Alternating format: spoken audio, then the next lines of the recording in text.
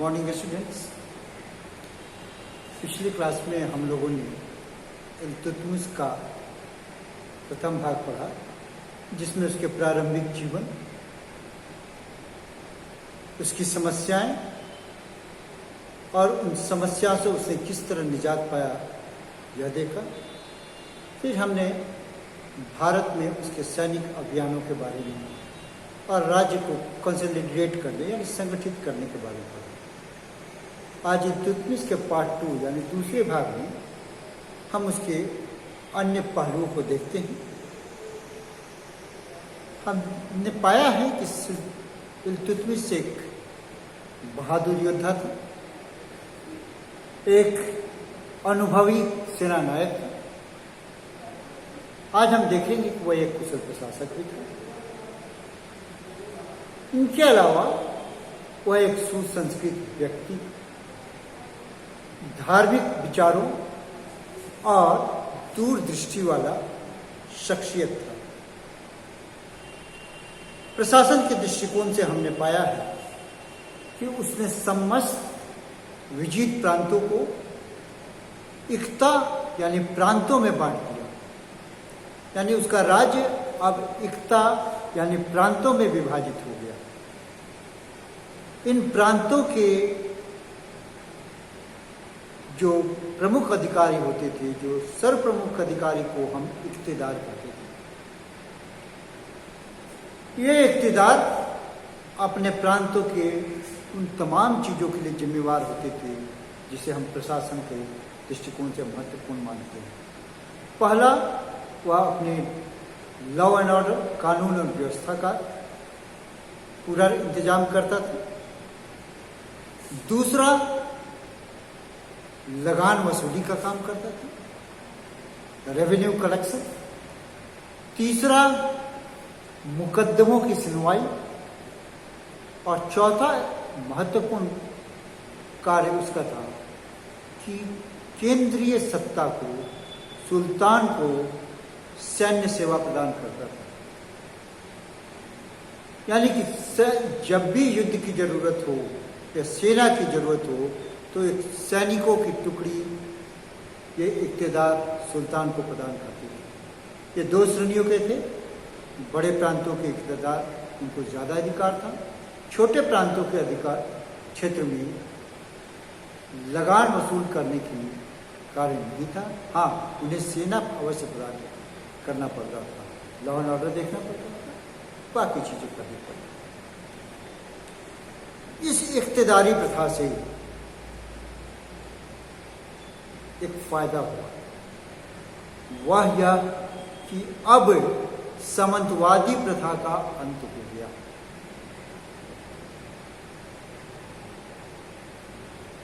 एक और महत्वपूर्ण पहलू था कि इन इख्तियारों का स्थानांतरण किया जा सकता है। एक क्षेत्र के इख्तियार अपने क्षेत्र में, अपने प्रांतों में, अपने इक्ते में प्रबल न हो जाए, इसलिए इनका स्थानांतरण एक क्षेत्र से दूसरे क्षेत्र में किया जाने का प्रावधान रखा गया। सिर्फ उन राजपूत सामंतों को जिन्होंने वार्षिक नजराना देने का वचन दिया और इनके साथ साथ वो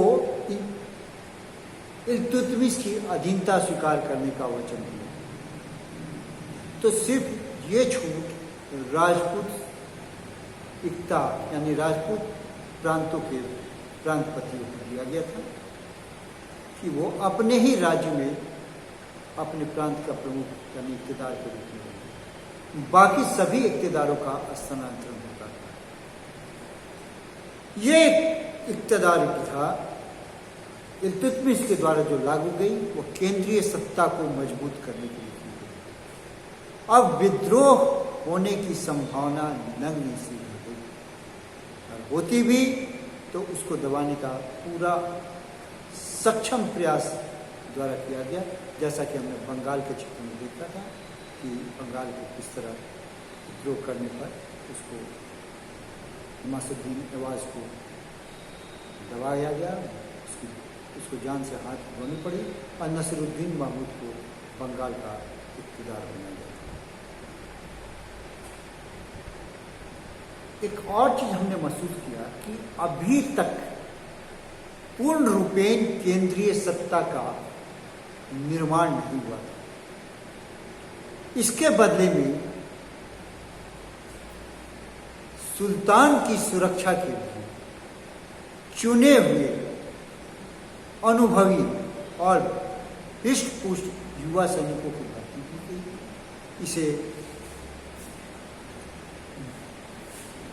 जानदार कहा गया। इस जानदार नामक जो टुकड़ी होती थी, चुने हुए सैनिकों की टुकड़ी होती थी, उसका जो नेतृत्व करता था उसे सरे जानदार कहते थे। यह वह प्रारंभिक बिंदु था जब केंद्रीय सत्ता की स्थापना के लिए पहला कदम उठाया गया था। अब यूँ तो इक़्तिदार सेना भेजते थे, लेकिन जो सुल्तान की सुरक्षा थी वह सबसे महत्वपूर्ण थी और इसलिए उसने जानदार और एक सरे जानदार के नेतृत्व में रखा। कालांतर हम देखते हैं कि पूर्ण रूपे केंद्रीय सत्ता की स्थापना की। प्रशासन के दृष्टिकोण से मुद्रा व्यवस्था में परिवर्तन किया गया। टंका और सिक्का, दो प्रकार के सिक्कों का प्रचलन किया गया। टंका सिल्वर का यानी चांदी का होता था और जीतल तांबे का। इस पर शुद्ध अरबी भाषा में लेख होती थी और इस पर इल्तुतमिश का नाम लिखा हुआ था। एक 176 गिन करता, दूसरा 78। अरबी भाषा में लिपि इल्तुतमिश के नाम पर होती थी और दूसरी तरफ उस क्षेत्र के बारे में, क्योंकि भारत में रिलीज हुआ है, इसके वर्णन किया गया। एक महत्वपूर्ण कार्य जो इल्तुतमिश ने किया था वह था सुल्तान की उपाधि को प्राप्त करना। इल्तुतमिश ने 1229 ईस्वी में अब्बासीद खलीफा अल मुस्तसीर बिल्लाह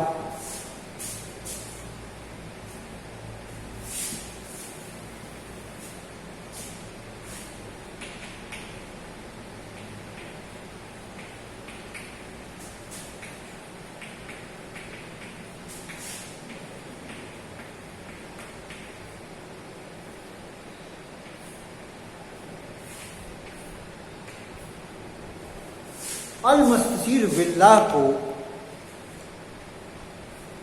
छत्र, छड़ी, इन तमाम चीज़ों को भेज करके उसे खिलाअत प्राप्त किया। इस खिलाअत को प्राप्त करने से इसे सुल्तान का दर्जा मिल गया। अब वह सुल्तान हो गया।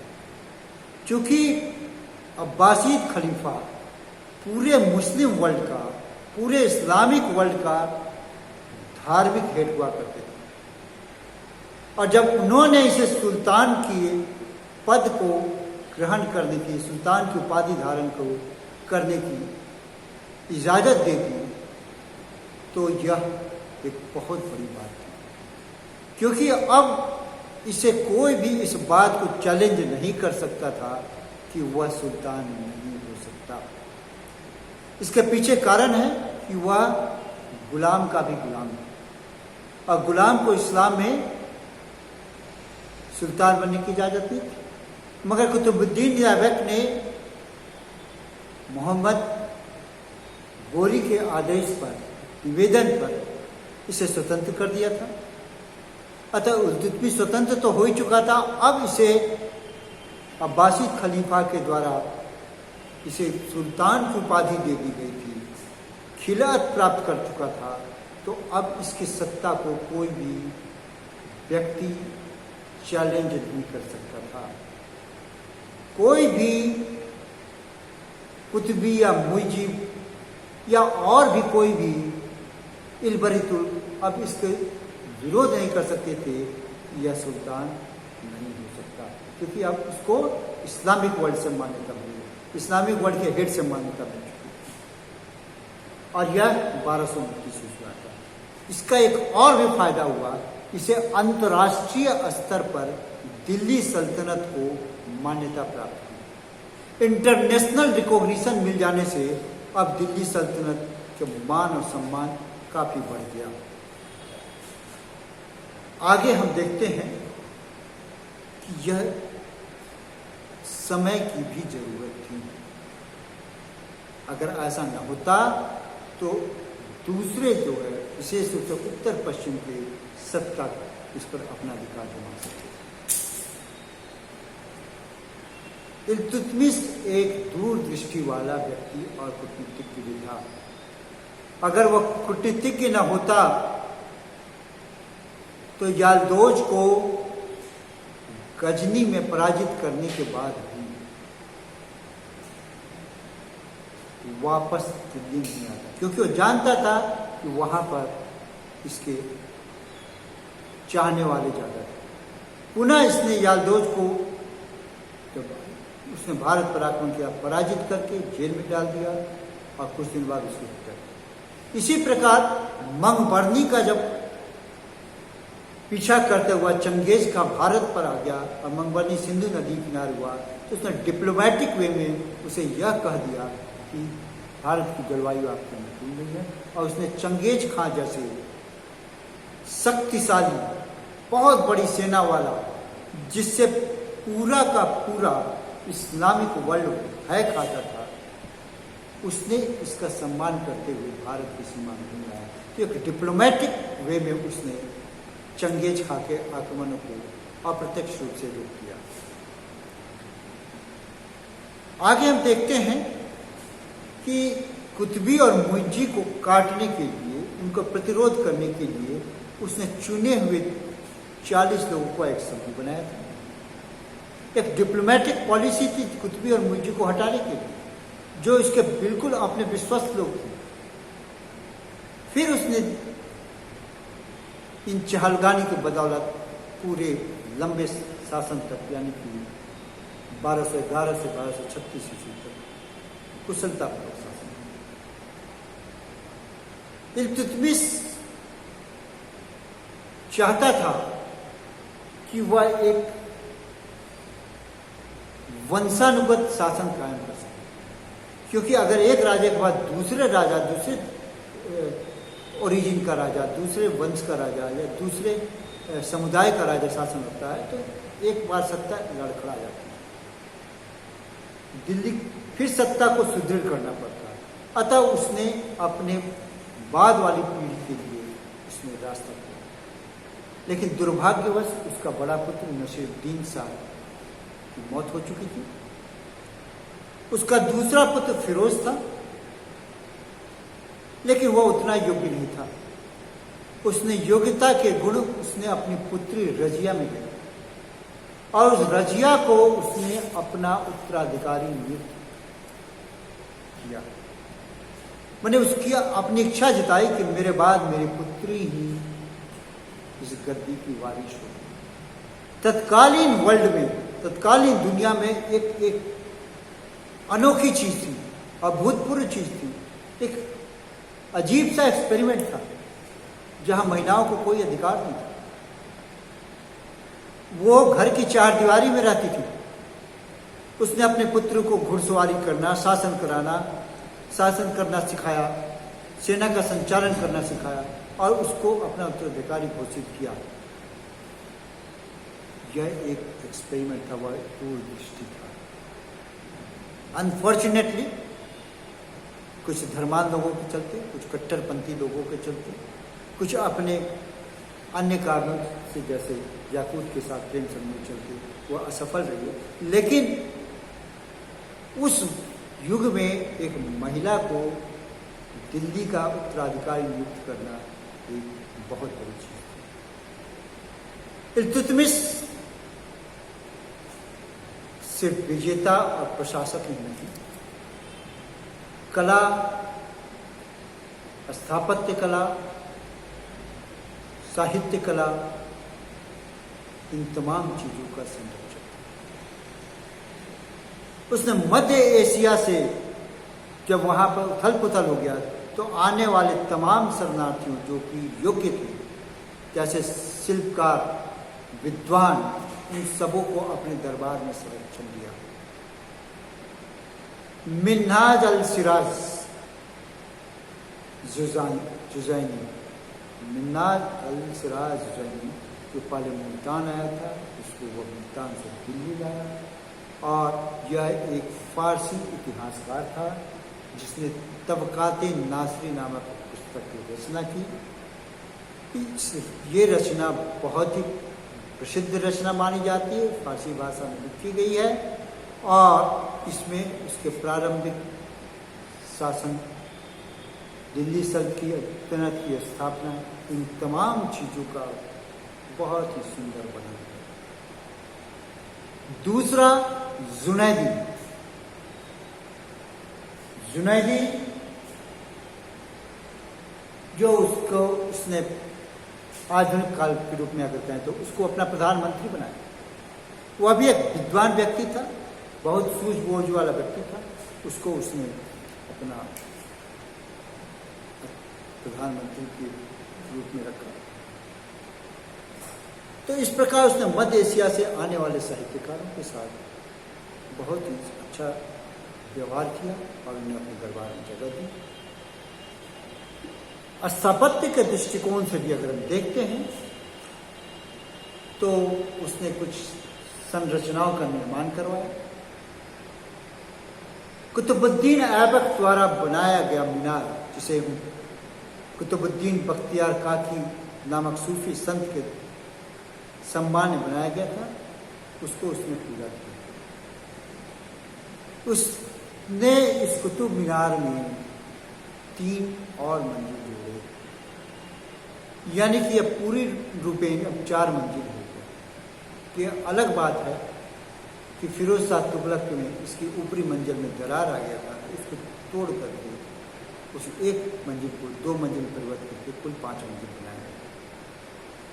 लाल पत्थरों के बने इस मीनार की खासियत यह है कि इस मीनार के साथ छज्जे लगे हैं जो हर मंजिल पर लगे हैं, जिससे हम अंदर के रास्ते से वहाँ पर पहुँच सकते हैं और पूरे दिल्ली को आज भी देखा जा सकता है।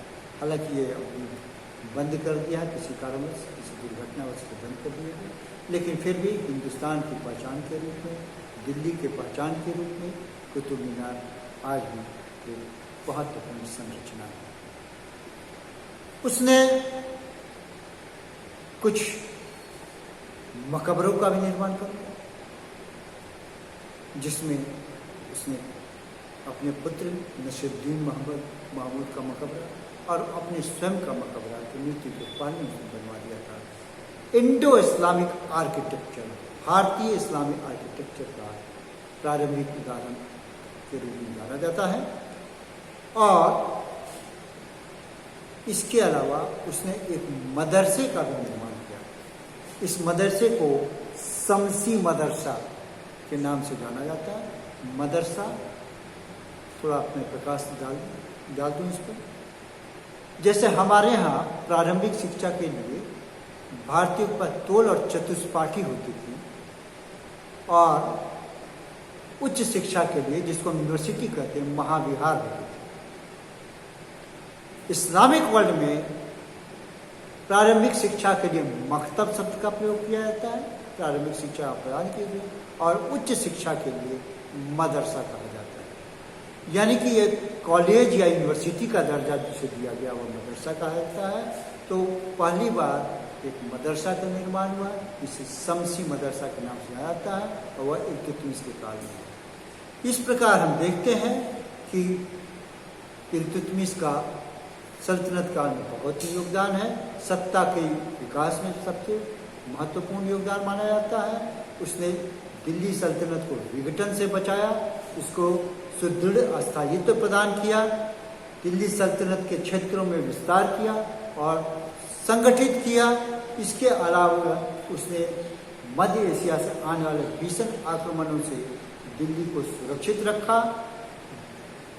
इतना ही नहीं, एक स्वतंत्र शासक के रूप में दिल्ली सल्तनत को उसने डेवलप किया और अंतर्राष्ट्रीय स्तर पर इसको मान्यता दिलाया उसने, ताकि भारत में एक दिल्ली सल्तनत नाम की एक स्वतंत्र सत्ता है। वह कुशल प्रशासनिक व्यवस्था के अंतर्गत उसने एकटों का निर्माण किया, यूनिफाइड, जिससे वाणिज्य और व्यापार में काफ़ी सुविधा हुई। उसने अंगरक्षकों की एक फौज तैयार की जिसे जानदार कहा गया। इस प्रकार हम देखते हैं कि भले ही कुतुबुद्दीन ऐबक ने स्थापना की, लेकिन सही अर्थों में इसका निर्माता इल्तुतमिश है। अगर दूसरे शब्द में कि undoubtedly Qutubuddin Aibak outlined the Delhi Sultanate, but Iltutmish was unquestionably its first powerful king. आज इतना है।